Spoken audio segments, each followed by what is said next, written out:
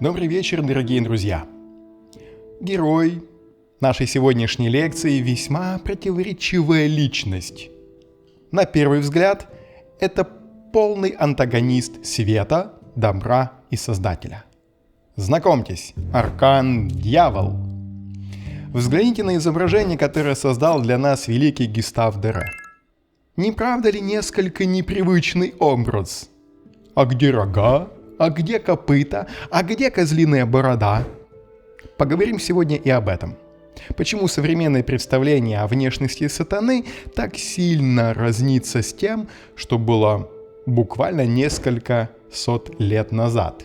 На основании поэмы Джона Мильтона «Потерянный рай» мы с вами сможем связать вместе образ трех арканов – Иерофанта, влюбленных и, собственно, дьявола. Из всех 12 книг «Потерянного рая» сегодня нам важна 9. В ней говорится, что сатана, который обошел землю, обдумывая свой коварный замысел, возвращается ночью под видом тумана в рай. Помните, что его ранее выгнали из рая, и он входит в спящую змею. Адам и Ева утром идут на свою работу, которую Ева предлагает распределить по разным местам, так чтобы каждый работал отдельно. Адам не соглашается, ссылаясь на опасность, дескать, враг, о котором их предупредил ранее Уриил, кто смотрел лекцию, посвященную влюбленным, тот знает, о чем речь, может покуситься на нее. Встретив одну, Ева, не желая, чтобы на нее смотрели как на недостаточно сильную, настаивает на своем уходе, так как ей хочется испытать свою силу. Адам, в конце концов, уступает. Сатана находит Еву одну, с хитростью приближается, сперва смотрит на нее, потом заговаривает, превознося Еву усердной лестью над всеми созданиями. Ева, удивляясь, что змея разговаривает, спрашивает, как она научилась человеческой речи и достигла такого разумения, которого прежде не имела.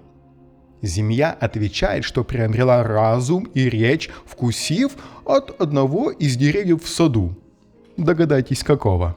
Ева просит привести ее к этому дереву, которое оказывается тем самым запрещенным древом познания. Змея, осмелев, посредством разных уловок и уговоров побуждает ее, наконец, съесть плод. Ева, которой вкус плода понравился, некоторое время раздумывает, сообщить ли об этом Адаму или нет. И, наконец, приносит ему плод, рассказывает, кто убедил ее отведать его. Адам сперва ужаснулся, но видит, что Ева погибла, из любви решается погибнуть вместе с ней, утешая себя мыслью, что опасность не столь уж велика. Он также съедает плод. Действие плода на них обоих таково, что они стараются прикрыть свою наготу. Между ними вспыхивает похотливая страсть, которой они предаются. Затем начинается ссора между ними. Они обвиняют друг друга в грехопадении. Этот аркан, сегодняшний дьявол, открывается с двух сторон. Как со стороны самого дьявола, так и со стороны влюбленных, которые хоть и не изображены на гравюре, но история с ними связана непосредственно, как вы могли услышать и знаете из предыдущей лекции. Мало того, если мы взглянем на классическую колоду и положим рядом 6 и 15 арканы, то даже визуально становится понятно, что и там изображены Адам и Ева. С разницей в некоторый промежуток времени, а именно до грехопадения и после. И хотя мы с вами разбираем довольно редкую колоду Гюстава Доре, вы же понимаете и видите, как она помогает нам полнее раскрыть и классического Уэйта. И, между прочим, только благодаря этим лекциям для меня стала очевидна связь между 5, 6 и 15 арканами, поскольку они так тесно связаны между собой и просто описывают одно и то же событие, но с разных сторон. Сегодня мы узнаем, почему аркан Дьявол подразумевает именно сексуальную связь, больше, чем духовную, почему он связан с соблазнами любого рода, почему это лидерские качества и умение вести за собой. Почему это свобода выбора, какой бы она ни была, эта свобода? Почему аркан-дьявол – это не всегда плохо, и какой позитив он несет в раскладах? Но прежде чем перейти к детальному обсуждению, я бы хотел вас немного отвлечь и обратить ваше внимание на то, насколько сильно визуально отличается дьявол на классических колодах, как, скажем, на Уэйте, от разбираемой нами сегодня гравюры, или карты из колоды Гюстава Дере. Возможно, вы удивитесь, но историки не сходятся во мнении о том, когда вот это самое пугающее изображение дьявола стало популярным. Его появление не описано в Библии, однако позже его отождествляли со змеем в Эдемском саду, который убедил Еву съесть яблоко. Но в самом Священном Писании нет никакого упоминания о его рогах и копытах. По большей части изображение дьявола как существа, напоминающего козла, не встречается в произведениях искусства ни в Средневековье, ни позднее в эпоху Возрождения. Оно вдруг внезапно появляется в XIX веке и сразу же становится эталонным. Но и я лично, постоянно готовясь к лекциям, ни разу не встречал на гравюрах Дере дьявола в образе рогатого. А у него много сюжетов, и все они основаны на разных книгах, где присутствует сатана. Это и Библия, и тот же «Потерянный рай», и «Божественная комедия Данте», и, по-моему, даже «Гаргантюа и Пантагрюэль». Но на всех гравюрах сатана имеет вполне нормальный вид, ангелоподобный. Лишь черты его лица или поза могли бы выдать в нем злобу, зависть или иные негативные оттенки. Посмотрите на изображение мозаики VI века в базилике Сант-Аполлинаре Нуово в Равенне, это Италия. Дьявол показан там голубым ангелом. С косой, правда, но все же ангелом. Наибольшее сходство с дьяволом и в его современном, с дьяволом в его современном виде мы находим с древнегреческим богом Паном. Это у него были рожки и козлиные ноги. Другая связь с козлиными ногами и мордой – это козел отпущения, в буквальном смысле обрядовое животное, которое в древности выносило на себе грехи людей за пределы города. Отсюда связь козлиного образа и наличие грехов. Давай-ка, моя помощница, мы тебя пересадим вот сюда. А потому пусть вас не удивляет, что на гравюрах XIX века и ранее сатана изображен в виде ангела-отступника, или, иначе говоря, падшего ангела. И по правде говоря, я считаю, что это более верно. Почему? А потому что наша жизнь, она не черная и белая. Искушение, коварство и зависимость не придет с рогами. Ждите, чтобы испугать вас и тем самым направить на путь истинный? Нет, дьявол так не работает. Он мастер перевоплощения. Предлагаю вам послушать часть 9 главы, где сатана под видом змея начал по ушам ездить доверчивой Еве, и что она ему на это все отвечала. Так и змея с восторгом созерцала цветущий сад, приют прекрасной Евы, которая в столь ранний час одна трудилась здесь, в красе своей небесной, прелестная как ангел, но нежнее и женственней, в невинности своей и грации во всех своих малейших движениях и действиях. Она его коварству страх благоговейный внушала, отнимая у него решимость и всю силу и отвагу. Он, зло, само от собственного зла как будто отрешился и на время, остолбенев, стал добр, обезоружен от злобы, от коварства и вражды, от зависти и мстительности. Впрочем, ад, что всегда внутри его горел, хотя бы в небесах он находился, его восторги скоро прекратил и возбудил там злейшие в нем муки, чем больше видел он, что не ему блаженство уготовано. и, быстро собравший весь свой гнев, он подкрепил себя злорадно мыслями такими. «Куда вы, думай, завлекли меня? Каким волнением сладким побудили забыть, зачем пришел я в этот край? Нет, не любовь, а ненависть пусть вечно кипит во мне. Нет, не надежда рая для ада, не надежда испытать здесь радости. Лишь радость все разрушит, оставив только радость разрушения. Вот все, что мне осталось. Упустить могу ли улыбающийся случай?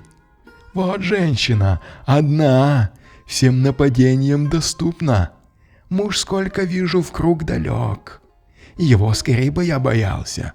Умом он выше, мужественный, крепок и как герой сложен, хоть из земли. Небезопасный враг мне. Не подвержен притом и ранам он. Не так, как я. Так я унижен адом, так ослаблен страданиями в сравнении с тем, чем в небе я был.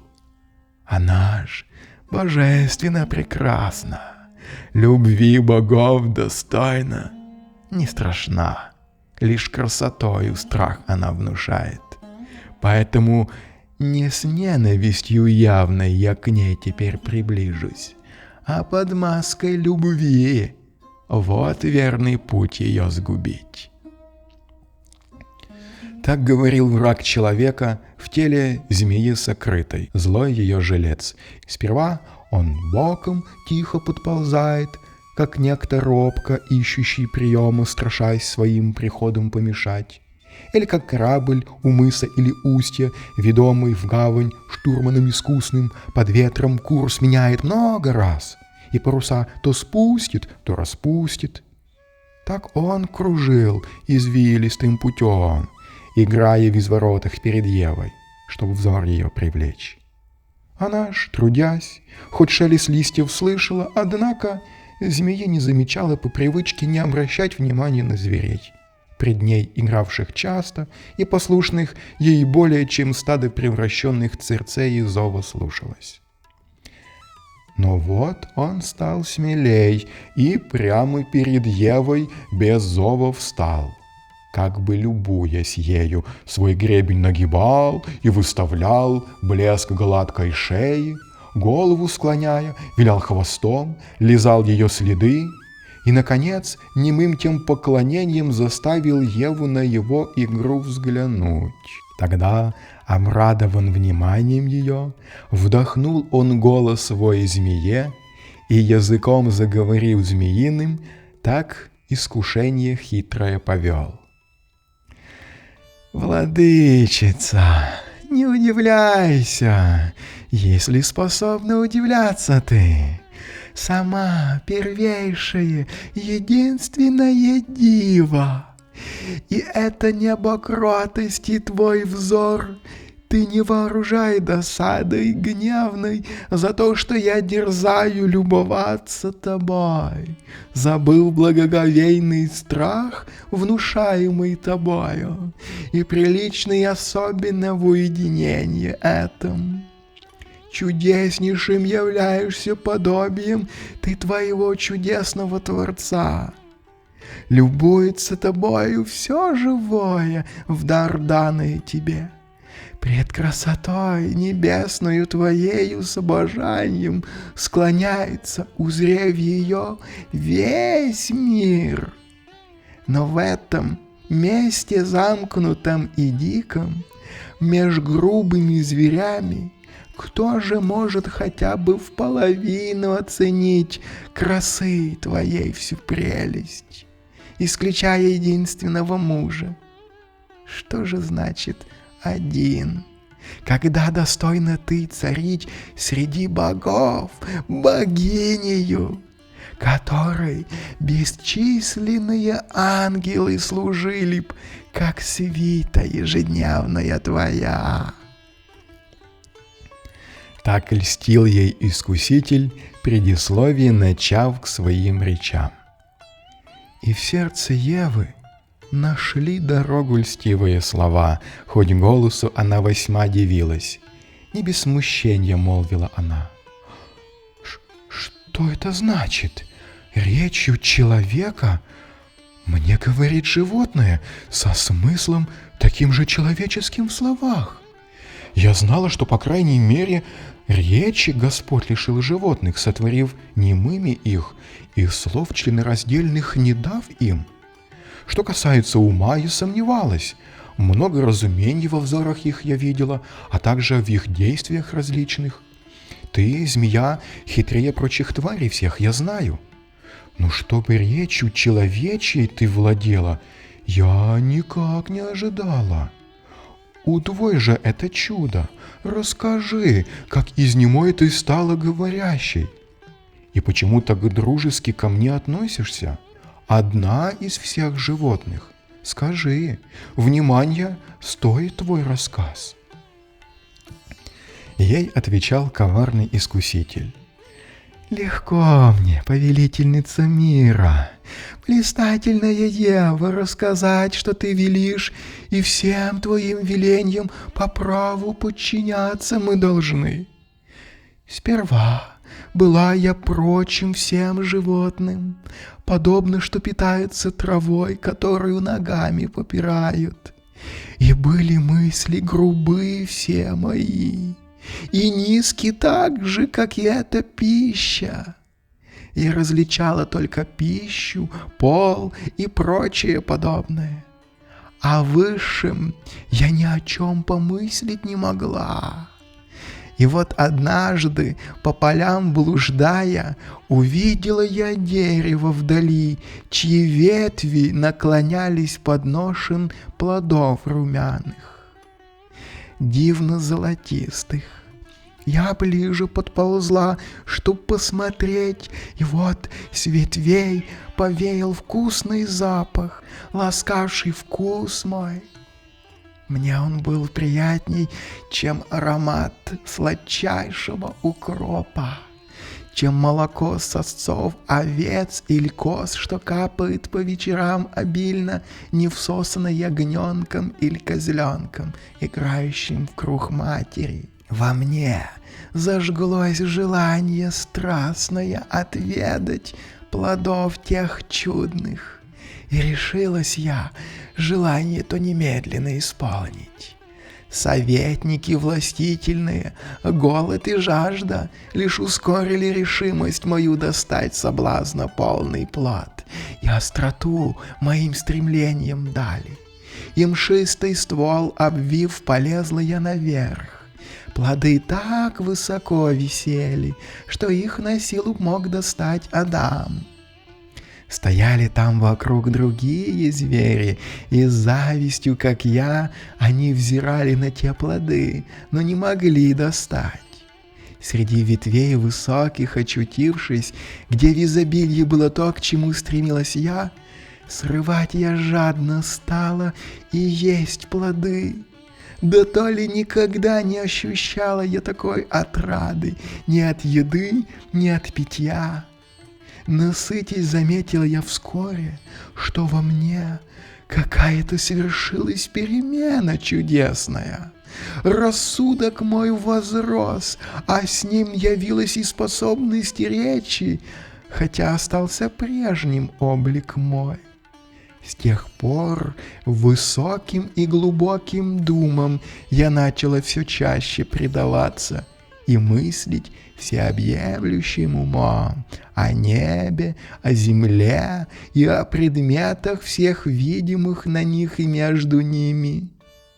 Хорошим я, прекрасным все нашла.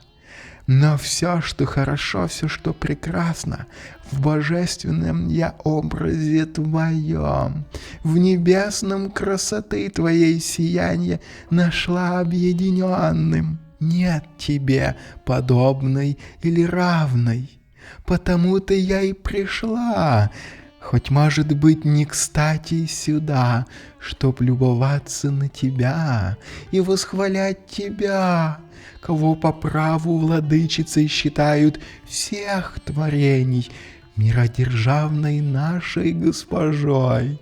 Так хитрая змея ей дерзко льстила, и Ева, ей все более дивясь, промолвила в ответ неосторожно: Змея, твоя чрезмерная хвала невольное сомнение мне внушает в достоинствах чудесного плода, так на тебе сказавшихся впервые.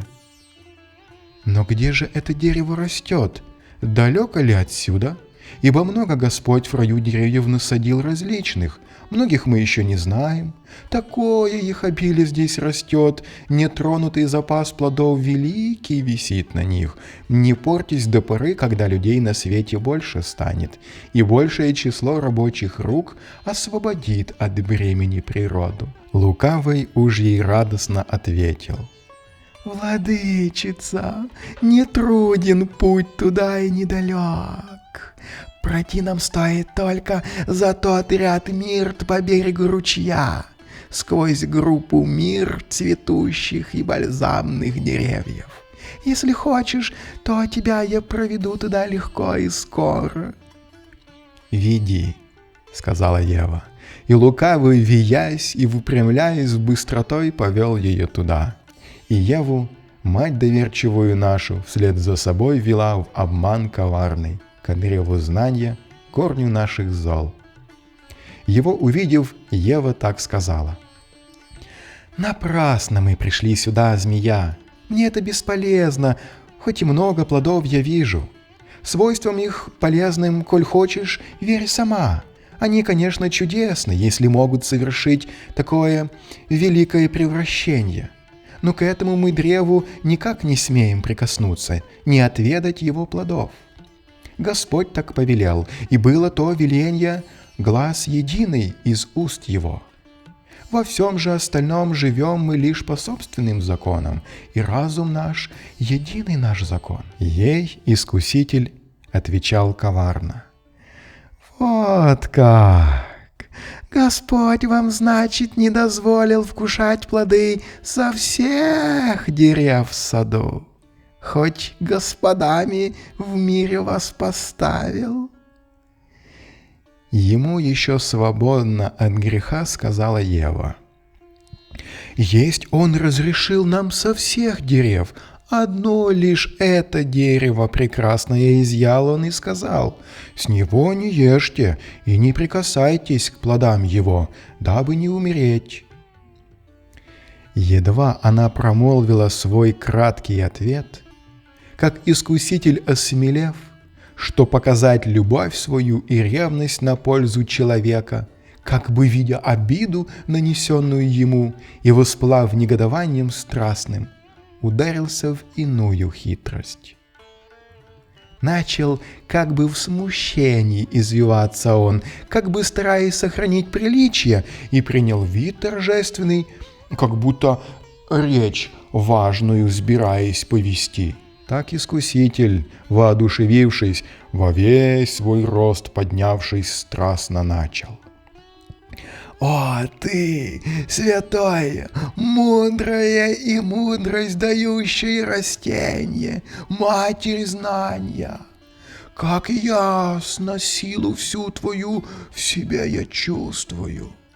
Не только различаю вещей причины, вижу я пути сил высших, хоть они вели мудры.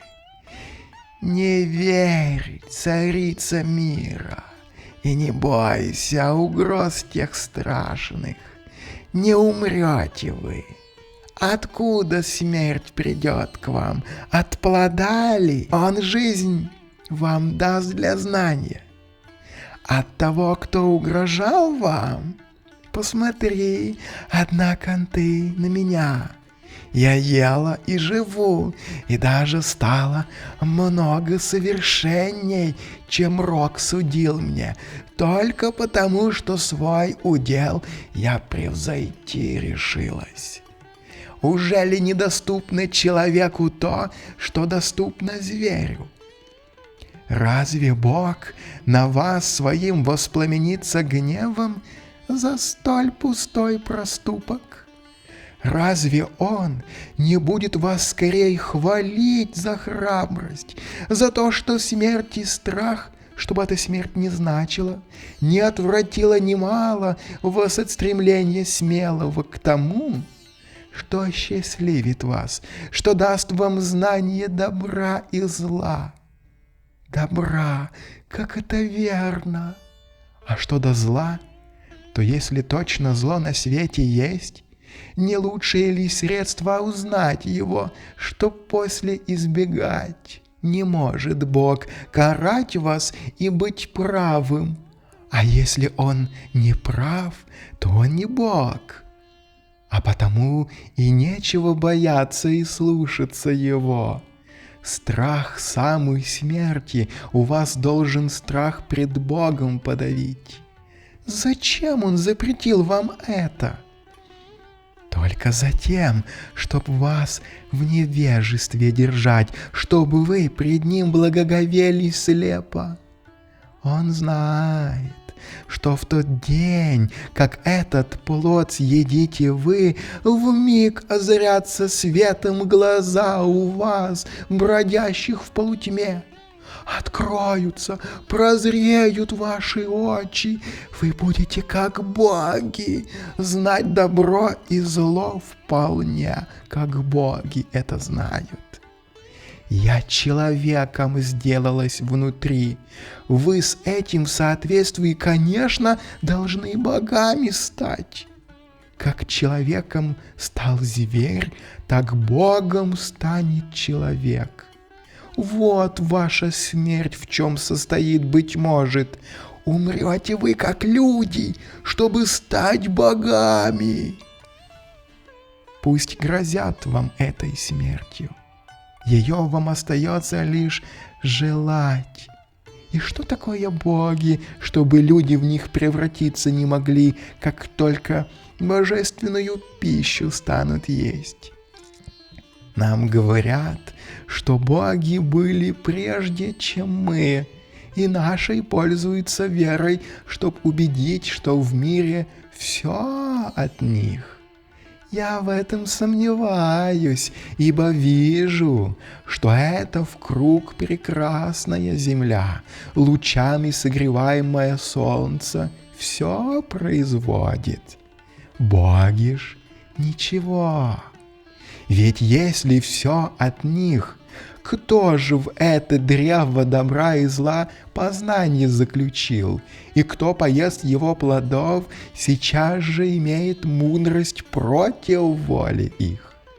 И в чем обида им от человека, коль так же к знанию устремится он? И чем мешает Богу ваше знание или пользование ваше этим древом, когда все вещи в мире от Него? Или это зависть? Разве может зависть в груди небесной жить? Вот причина. И есть еще другие. Почему вам плод тот чудный нужен непременно? Возьми ж его, богиня-человек, сорви без страха и вкушай свободно.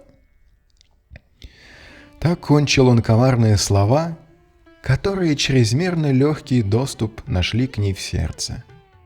Пристально смотрела она на плод, который соблазнить одним своим мог видом.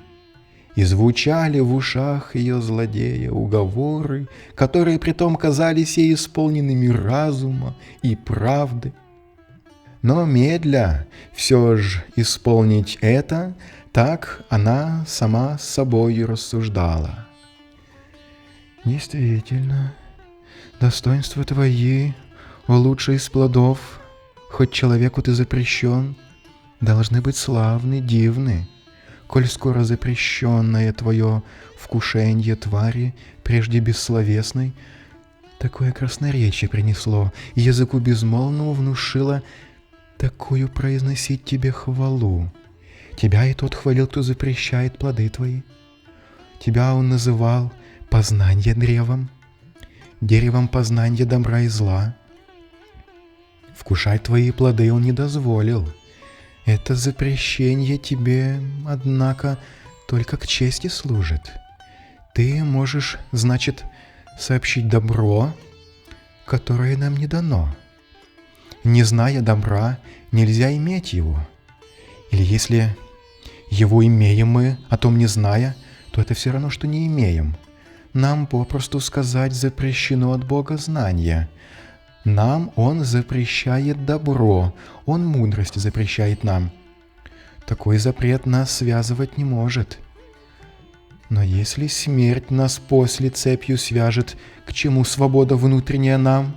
В тот самый день, как мы тот плод прекрасный отведаем, должны мы умереть. А что ж змея не умерла? Вкусила она плодов и все-таки живет, владеет знанием, говорит и мыслит, а прежде лишена была рассудка. Или смерть для нас придумана одних? Или пища та разумная доступна животным лишь, а нам запрещена? Да, кажется, животным лишь. Однако животное, которое впервые ее вкусило, зависти чуждаясь, нам радостно переносит то добро, которое ему доставил случай.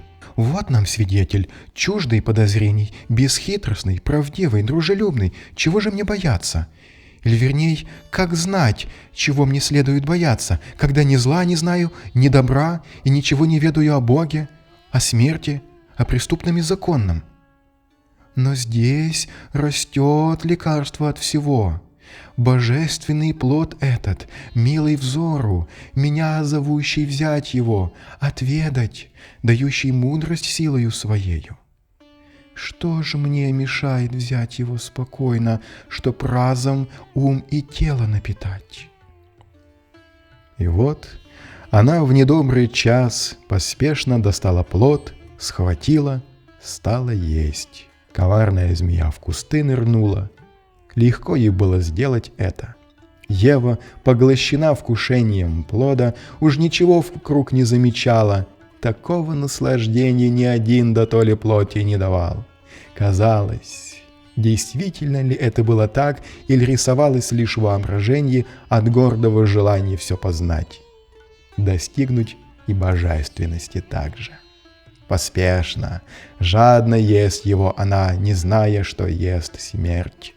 И вот, насытясь, как будто опьяненная вином, в шутливом и приятном настроении, она себе самодовольно молвит: «Могучее и доблестное древо, дрожайшее из всех дерев в раю, благословенный дар твой сообщает нам мудрость. Обесславлено ты было, и праздно твой прекрасный плод висел, как будто сотворен он был без цели. Отныне будешь первой ты моей заботой. Утро каждое я с песнью к тебе подойду, воздам тебе хвалу, и буду вечно облегчать я бремя ветвей твоих, доступное для всех. И вскормлена тобою я созрею для знания. Все, как боги, буду знать, и пусть тогда завидуют другие мне в том, чего мне дать они не в силах. Будь этот дар от них, не рос бы он здесь так свободно. И тебя я также благодарю, о мой руководитель надежнейший, мой опыт. Без тебя я вечно бы в невежестве осталась. А ты мне двери мудрости открыл, дал доступ к ней, таившийся так скрытно. И я, быть может, скроюсь. Далеко и высоко отсюда небо, слишком удаленно, чтоб можно было видеть оттуда все, что на земле творится. Другой заботой занят, может быть, великий запретитель наш, и ею от вечного надзора отвлечен, или мирно со шпионами своими сидит. Но как к Адаму я явлюсь? Скажу ли ему о важной перемене, случившейся со мной, чтоб разделить с ним все мое блаженство?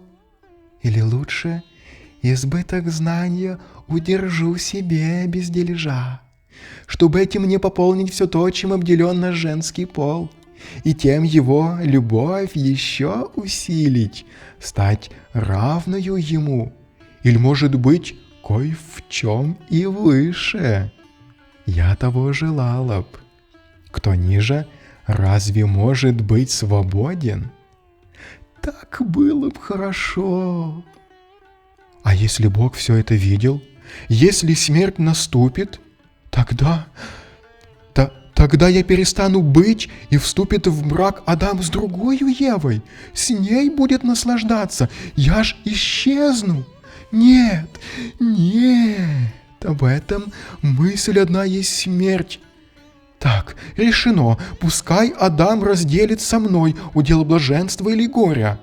Он так мне мил, что 1000 смертей перенесу я, только бы с ним вместе, а без него мне будет жизнь не в жизнь. А теперь обратите внимание на то, как действовал Создатель по отношению к людям, а как сатана. Видите, в чем разница? Творец открыто, в аркане влюбленный, через своего архангела Рафаила показал людям оба пути их развития, а именно если они сохранят ему верность и если вкусят от дерева познания добра и зла. Бог открыто заявлял о своих намерениях людям, он выложил на стол все карты, не утаивая ничего. Сатана же поступал совсем иначе, говорил одно, а желал другое. Он утаивал правду и украшал зло ложью под видом правды. Господь звал к разуму, к высшим чувствам, такие как любовь, верность, скромность. Сатана же к низменным чувствам, зависть, гордыня, обман. А теперь мини-вывод, который нам поможет понять аркан дьявол. Чьи слова были приятнее Еве, Бога или сатаны? То-то же, соблазн выглядит куда более привлекательный, чем истина. Путь Создателя предполагал усилия и работу над собой, а путь дьявола, он просто потакал желаниям человека, подогревал их. Ему не надо было стараться, человеку. Дьявол сам подстраивался под Еву, дергая за нужные ниточки ее души. То есть можно смело сказать, что следование по пути дьявола – это приятный путь, сплошь усеянный наслаждениями. Напоминаю вам о 7 пунктах. Да, они не теряют своей актуальности до сих пор, из лекции к лекции, от лекции к лекции. Пункты, на основании которых мы можем проанализировать практически любой из арканов, задавая те самые пункты или вопросы и мысленно, хотя бы мысленно заполняя их. Итак, пункт 1. Я называю его «внутри» или «снаружи». Пункт «внутри» и «снаружи» показывает либо мы что-то делаем, тогда это внутреннее, наше, или над нами что-то делают, тогда это внешнее. Внутреннее – это если мы, в данном случае, поставим себя на место дьявола и представим, что мы действуем подобным образом, умело подстраиваясь под желание другого человека, дергая за нужные ниточки и нажимая нужные кнопочки, чтобы добиться своей цели. Не хочу говорить корыстной, но своей цели. Наружное – это когда мы попросту оказались на месте Евы и стали подопытным кроликом, который, словно зомби с вытянутыми лапками, идет, куда ему скажут, ведомый кем-то и привязанный к кому-то или чему-то. То есть главное отличие между чем-то внутренним и наружным будет состоять в том, от кого исходит инициатива. От нас или от внешних факторов, то есть от кого-то внешне. Второй пункт. До и после. Держите в голове аркан предшествующий и последующий в колоде, аркан умеренность и башня. Понимание их роли поможет глубже осмыслить аркан дьявол. Умеренность призывает сохранять баланс, равновесие. Это отнюдь не аскеза, как может показаться на первый взгляд. Вовсе нет. Это не отказ от мирского в угоду духовному. Это не уход в монастырь подальше от людей. Это и за столом вина выпить, и трезвым домой вернуться. Умеренность, кстати, это одна из 7 добродетелей и показывает нам полноценную, всестороннюю жизнь, без перекоса какого-то в одну из сторон. А что, если так не случится? Если не получится сохранить баланс? Поддались соблазну. Вот и пожалуйста. Добро пожаловать в аркан Дьявол. А следующий за ним аркан Башня, словно показывает, что всякий дисбаланс, всякий перекос, и башня становится похожей на пизанскую. И ей надлежит только упасть, только разрушение. Ну, конечно, это несколько такой плоский и беглый осмотр, но суть вы поняли. Два соседних аркана показывают полнее суть рассматриваемой карты. Третий пункт – статика или динамика. Визуально это статичная карта. Ну, потому что как такового никакого движения не происходит на ней. Но это старший аркан, а за ним стоит целая история и сюжет. Ощущается борьба, противостояние сил, соблазн или отказ от него, привязка к чему-то или кому-то, слепое следование за своими желаниями как путь или статичная зависимость как факт. Поэтому сказать так однозначно, статика или динамика, не получается. Буквальное прочтение – следующий пункт. Буквальное прочтение очень часто может выручить, особенно когда вопрос не предполагает глубокого раскрытия, а скорее простой ответ типа «да», «нет». Тогда чаще всего мы читаем карты оракульно, то есть обращаем внимание не на смысл карты и что стоит за образом, а на то, что изображено непосредственно.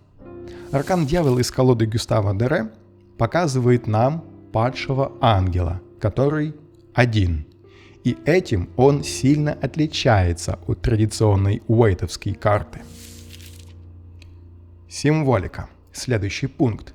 Обращайте на нее всегда внимание. Ищите какие-то такие маленькие скрытые подсказки. Запоминайте их. Они будут для вас словно ключики, которые открывают потайные двери в более глубокий смысл карты.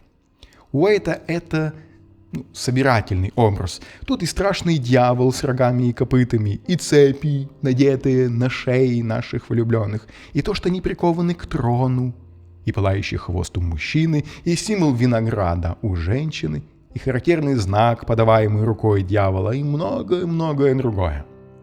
На уэйтовской карте мы в этом цикле лекций внимание не заостряем, а лишь сопоставляем с разбираемой нами колодой. А вот на карте из колоды Дере, как таковой символики нет, потому что традиционно не сложилось ввиду молодости колоды, но сама история, написанная Джоном Мильтоном, помогает нам понять аркан глубже, и мы просто вспоминаем рассказ, связанный с дьяволом, его хитрый план, который он вполне реализовал. Вспоминаем наших прародителей, которые поддались на это искушение. Масть или знак зодиака – это следующий пункт. Конечно же, смотрим на масть карты, или в данном случае на зодиакальный дом, который стоит за этой картой. Это Стрелец, 9-й зодиакальный дом, стихия огонь. 9-й дом означает расширение границ и отвечает за перестройку картины мира человека. Чтобы это было нагляднее, я вам скажу, что этот дом отвечает также за дальние поездки. И теперь свяжу два этих понятия. Итак, в давние времена люди имели весьма ограниченное представление о том, что происходит за пределами их среды обитания. И вот представьте себе сформированное мировоззрение человека, его культуру, вероисповедание, какой рукой надо креститься, в какие дни соблюдать пост, чем питаться и что садить на полях по весне. И вот тут такой человек на повозке отправляется в дальние путешествия, в отдаленную страну. Мало того, что по пути, заезжая из деревни в деревню, он расширяет свою картину мира. Так, прибыв в другую страну, он знакомится с другой культурой, другим вероисповеданием. Никто не крестится вовсе. Пост соблюдают, но в другие дни едят черти что, а на полях засевают неведомые культуры. Я думаю, что вы и без моих прямых намеков понимаете, что дьявол в случае с Адамом и Евой как раз и стал тем, кто расширил их границы, кто перестроил их картину мира, кто заменил им религию философией. Он их не дополнил знаниями, что случается по иерофанту, а именно перестроил, сломал, разрушил что-то и перестроил. А потому 9-й дом – это высшее образование, не среднее, которое как бы для всех и просто дополняет твою картину мира. Религия, или даже скорее философия больше, чем религия, в том смысле, что ставит под сомнение устоявшиеся какие-то нормы, правила, опять же то, что свойственно иерофанту. И это будет 9-й дом до тех пор, пока он меняет картину мира. Как только картинка за окном вашей кареты перестает меняться и вас удивлять, 9-й дом уже не 9-й. Также, пользуясь случаем, хотел сказать, что противоположные дома, так же, как и противоположные арканы, помогают лучше и глубже раскрыть друг друга. А противоположный 9-му, это легко понять по циферблату часов, 3-й дом. А к нему относятся иерофант и влюбленные. И вот тут-то наша история, разворачиваемая вокруг Адама и Евы, просто становится большой общей картиной, где с одной стороны учитель, то есть иерофант в лице Господа, а с другой стороны дьявол в лице сатаны. И это две чаши весов. Это черное и белое. Это добро и зло. Это ангел-хранитель на одном плече и демон-искуситель на втором. И вы понимаете, что это две стороны одного и того же процесса. Роста, обучения и развития человека. Только разными путями. Путь смирения и путь соблазна. И мы с вами не в Эдемском саду до грехопадения, чтобы выбрать один лишь из них. Выбор сделали Адам и Ева, и теперь в нашем мире существуют оба пути. Я уверен, что вы лучше меня знаете, как низшее и высшее умещается в нашей жизни, в наших поступках. Так что мы постоянно делаем выборы, постоянно балансируем между хорошим и плохим. Магия числа – это заключительный, 7-й пункт. Число 15. У меня для вас есть две версии. И обе интересные, и обе имеют право на существование. Вариант первый – это свести 15 до однозначного числа, то есть 1 плюс 5. Получается 6. Число 6 говорит о равновесии и о балансе. В эзотерическом плане о равновесии между физическим и духовным миром. Стоит вспомнить шестилучевую звезду Маген-Давид, которая символизирует взаимопроникновение противоположностей друг в друга с целью восстановить баланс, с целью уравновесить в целом всю систему. Шестерка учит видеть вещи целостными, и она показывает наличие двух противоположностей. И, внимание, не отказ от одной из них и принятие второй, а сосуществование обеих одновременно. Версия номер 2 касается сугубо Таро и указывает на то, что 15-й аркан управляет всеми пятерками. 10 плюс 5. Не спешите кидаться помидорами за столь оригинальную версию, а лучше посмотрите на каждую из пятерок. Теперь охотно веришь в то, что каждым из этих депрессивных арканов и вправду управляет дьявол, посылая искушения, соблазны, трудности и испытания. И пройти правильно урок по любой из пятерок – та еще задача. Вспомнил «Мастера и Маргариту», где Воланд, хоть и был негативным персонажем, но в первую очередь его задача была это подсветить низменные слабости в самом человеке. И играл на них он как на струнах. Он создавал условия, а человек должен был проходить урок. В пятерках это и присутствует.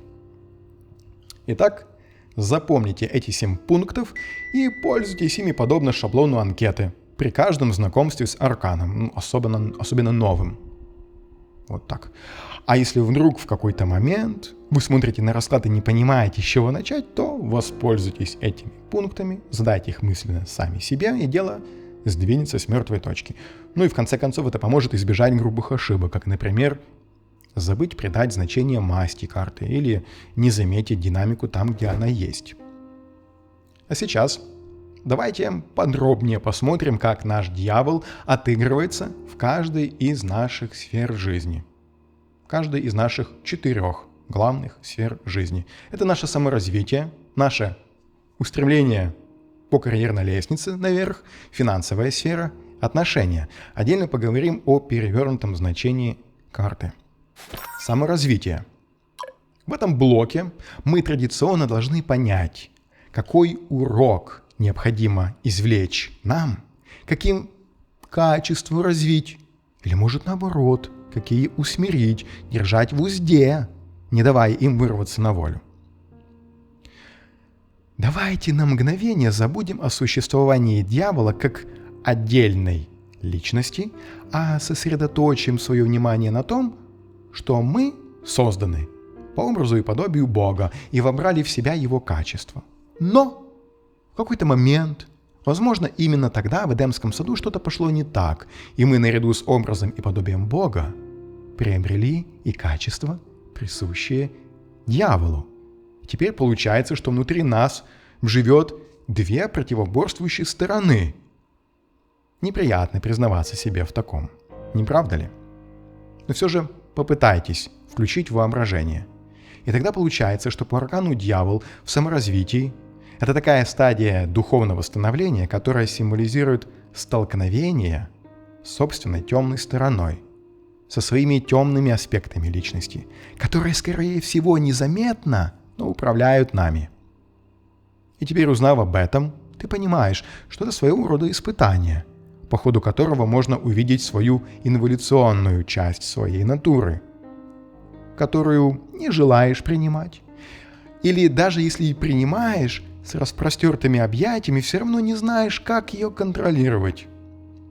Ведь как действовал дьявол на протяжении всей поэмы «Потерянный рай»? Его то и дело обуревали внутренние чувства мести, гордыня, бунтарский дух. Он замышлял и тут же реализовывал то убийство, то предательство, то месть. При этом, как бы совершенно не задумываясь о каких-то далеко идущих планах и последствиях, а действуя импульсивно, сиюминутно, здесь и сейчас. Подумать только, на минуточку, сам дьявол не в силах был контролировать самого себя. Эмоции и страсти брали над ним верх и топили его в пучине и водовороте чувств, противиться которым он и не хотел, и не мог. Даже когда у него были вспышки разума и свет озарял его черствое сердце. А ведь он, так же, как и Михаил и Рафаил, как Уриил и Абдиил, а это устоявшие небесные архангелы, был создан из эфира, из тонкой небесной материи. Был создан совершенным, без изъяна, но наделенным свободой воли. Такой же свободой воли обладаем и мы с вами. И давайте теперь поиграем с вами в игру под названием «А что если?». А что если и дьявол, и Бог в равной степени являются частью нас самих? Или мы их частью. А что если не существует зло как нечто отдельное, на кого можно переложить всю ответственность? А что если мы сами в ответе за то, что мы чувствуем и как себя ведем? Интересные вопросы. Сразу ощущается такая внутренняя собственная мощь и величие. Но наряду с возросшей ответственностью за свои поступки. А то очень забавно получается. Когда все сладко и гладко, так это я, ангел света, белый и пушистый. А как соблазн и низкие чувства, так то уже не я, то змей-искуситель. Так что да, ты понимаешь, о чем я говорю. Тащи наружу то, что есть в тебе, то, что ты всячески прятал и не желал признавать своим. Да, мистер Брукс, это вас касается. Стоит принять всю полноту своей всесторонней личности с полным набором хороших и плохих качеств. И признавшись, что это все твое, что-то с этим делать. Не стоит уподобляться сатане. Он хорош, но не самый удачный пример, как пройти длинную дистанцию. Будьте сильнее и смелее, чем он. Он не смог обуздать свое разбушевавшееся нутро, свое эго, и оно поглотило его. Он сам признавался, что его кроме мести ничего не радует уже. Жажда власти и величия подогревала его изнутри. Он, увы, потерял целостность своей личности. Человеку важно уметь видеть дьявола. В смысле его проявления, и не бояться вступить с ним во взаимодействие. Выражаясь языком психологов, следует познать свою тень. Потому что главный трюк дьявола – делать вид, что его не существует. Во внутреннем мире человека это выглядит как ощущение собственной безгрешности, праведности и свободы от всего низменного, от слабостей и зависимостей. Не мни себя безгрешным, не мни себя сильным, а то очень легко попасться в расставленные сети. С другой стороны, по дьяволу мы обращаем внимание на наши первобытные инстинкты, нашу сексуальность, например. Борьба с низкими вибрациями и страстями – это, конечно, хорошо. Но что бы мы делали, если бы не эти самые страсти? Только благодаря им мы, как вид человеческий, так охотно размножаемся, увеличивая популяцию. А благодаря амбициям, в том числе, не единственно, конечно, создаем прекрасные вещи и достигаем новых высот. Так что по этому аркану не только и не столько подавление, сколько постановка на вооружение наших страстей и устремлений. Важно не отказаться от них, а подружиться с ними, держа под контролем и пуская в ход как оружие, помогающее развитию нашей личности. Карьера. Следующий пункт нашей жизни. А вот тут дьявол хорош. Если вопрошающий выступает в его роли, тогда это энергия, смекалка, граничащая с хитростью, способность управлять людьми, дергая за ниточки, вникать в их доверие, вести за собой, зажигая сердца людей. А вот если это кто-то или что-то внешнее, влияющее на человека, то может указывать на подчинение своей воли, зависимость от материального или должностного положения. Образно говоря, когда человек продал душу. Я вспомнил один положительный пример, произошедший много лет назад в Японии, стране, известной своими трудоголиками. Один усердный и старательный менеджер в транспортной компании дошел в своей карьере до того, что ему предложили пост главы железных дорог всей страны. И, о боже, через пару дней раздумий он все же отказался, сказав, что руководителем всех железных дорог может стать каждый, а отцом его детей только он один. Он понимал, что, приняв эту новую и ответственную должность, окажется словно прикованный цепями дьявола к офисному креслу, потеряв все свободное время для семьи и совершенно уйдя в работу. Мало кто способен здраво оценить подобные соблазны в своей жизни и за явными очевидными выгодами, у японцев это, например, были деньги, положение в обществе, власть, увидеть опасность быть порабощенным. То есть все то положительное, что мы могли бы сделать в отрицательном варианте, делают с нами. Мы можем убеждать, а можем предать свои убеждения. Мы можем подцепить кого-то на крючок, а можем сами попасть в зависимость. Можем манипулировать или быть скомпрометированными кем-то. И все это под достаточно привлекательной личиной под маской выгоды и прибыли. Дьявол также может указывать на сомнительные сделки и кабальные договора. Кабальные, которые ставят вас в зависимость, из которой вы не можете вырваться. Которые словно оденут оковы в итоге на вашу шею, как по аркану дьявол в классике. Также это может быть любой вид незаконной деятельности. Ложь, обман, махинации, коррупция, шантаж, нарушение этики и субординации. И нередко Попадая в такие расставленные сети, человек либо беспощадно эксплуатируется сам, либо упивается дальнейшим возвышением, не в силах остановиться. То есть две стороны, да? И оба варианта не самые привлекательные, кем бы вы ни оказались, в роли дьявола или в роли Адама и Евы. Аркан-дьявол может указывать на законченного карьериста и трудоголика. Такой себе перевернутый человек из 8 пентаклей. Как особый вид зависимости, когда человек забывает обо всем на свете, кроме своей работы. Список конкретных профессий переводить не вижу смысла. Я думаю, что суть вы уловили. Финансы. Следующий пункт. Если вопрос касается получения материальной выгоды или иного рода дохода, то, образно говоря, это ответ «да». А то, какими путями это будет достигнуто и при каких обстоятельствах, как говорится, детали.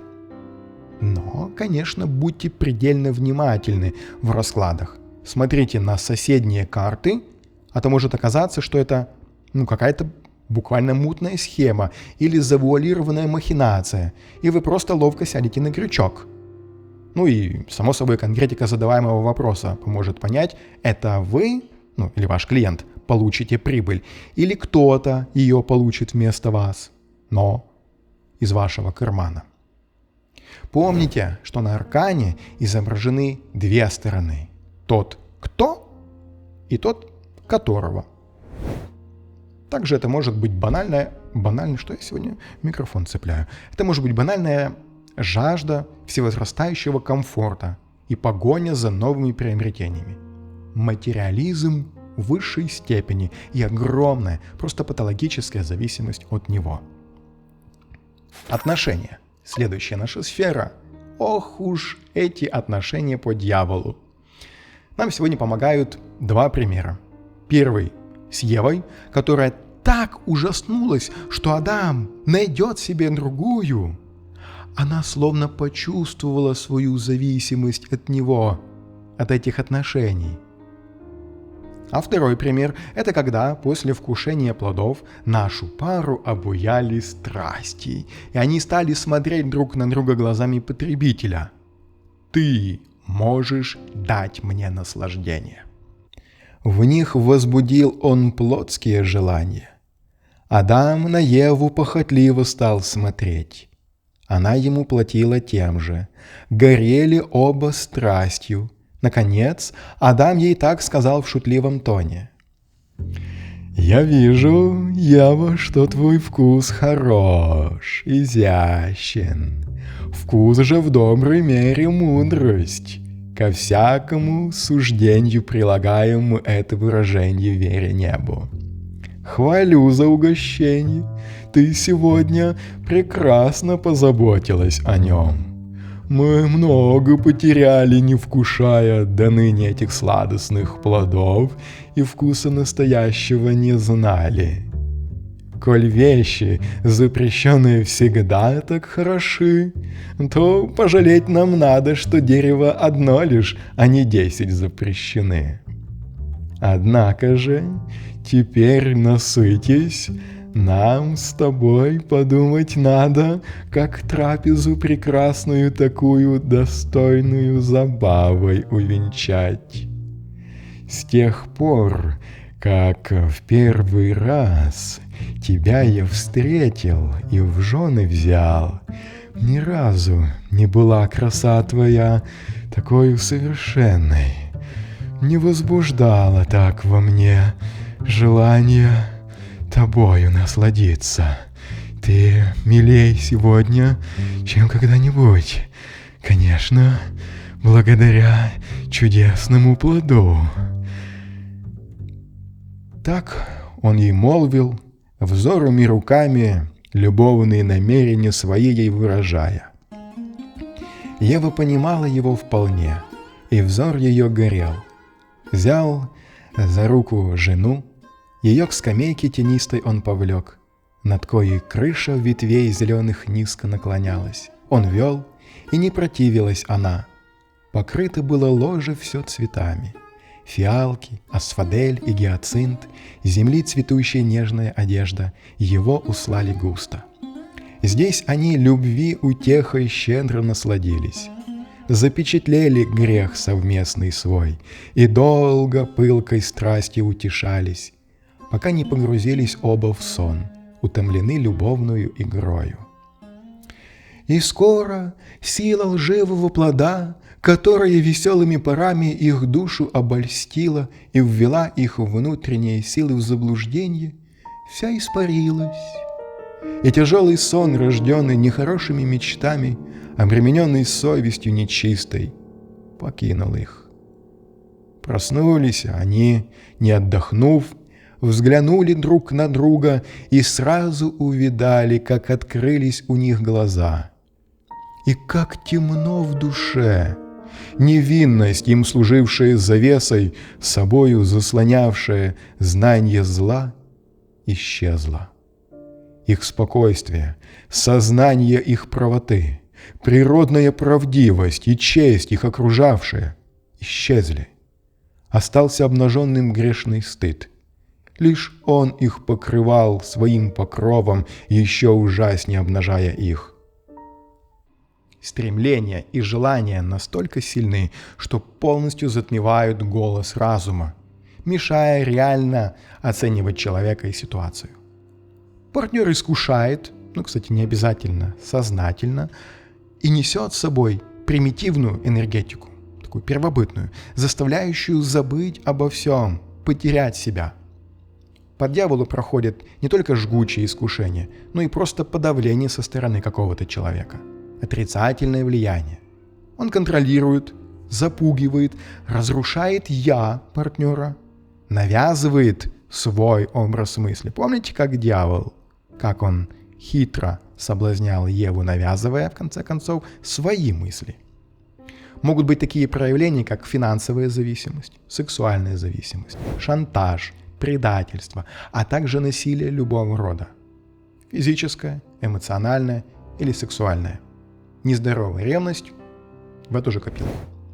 Как правило, это очень яркие, страстные отношения, когда о последствиях никто не думает, но послевкусие ощутимо о себе напомнит. В лучшем случае неприятными воспоминаниями, а в худшем безнадежным, увы, безнадежным ощущением раскаяния. А вот в более глубоком прочтении дьявол может указывать на роковые, или иными словами, кармические отношения, когда между людьми существует неочевидная, незримая, как тонкие ниточки, связь. Например, связь из прошлых воплощений, когда между людьми остались какие-то нерешенные задачи, или были отношения с крайне негативным оттенком, магическое влияние, насилие, невыполненные обещания, предательство. И теперь таких людей судьба снова сталкивает. А что с этим делать, непонятно. Но притяжение присутствует. То есть ощущение, что не все нормально, есть, такие отношения поглощают, но как выбраться, понятия, увы, нет. Конечно же, по дьяволу нельзя в отношениях, нельзя не заговорить о магии.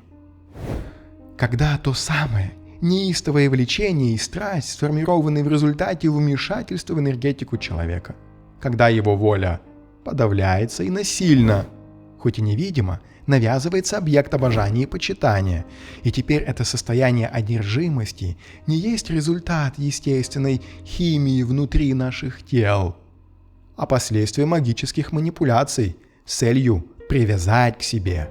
Список тут невообразимо широк. Привороты, привязки, присушки, остуды, рассорки. Но суть одна. Это такое же насилие, как и физически, над телом человека. Также по дьяволу могут быть нездоровые отношения, где присутствует страсть и ненависть одновременно. Желание заполучить партнера, неконтролируемое влечение и тут же отторгнуть, большая враждебность. Желание избавиться от него, но и страх потерять. Тоже никакой внутренней свободы от этих отношений. В данном случае астрологически дьяволу соответствует Лилит, темная луна, которая в астрологии подобна сатане. Она как фонариком подсвечивает темные стороны, которые были в тени, теневые, незаметные, прятались где-то там.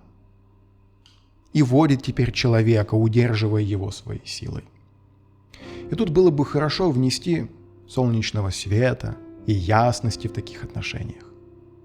Если внутренний Бог, то есть совесть у человека развита, то он с легкостью распознает проявление дьявола в отношениях. Если же нет, то, руководствуясь собственной философско-психологической базой, найдет не только оправдание, но и интересность, и привлекательность таких отношений. И вот тут дьявол превращается в тень иерофанта, заменяя нормы морали на собственную философию и искаженное мировоззрение. Реверс.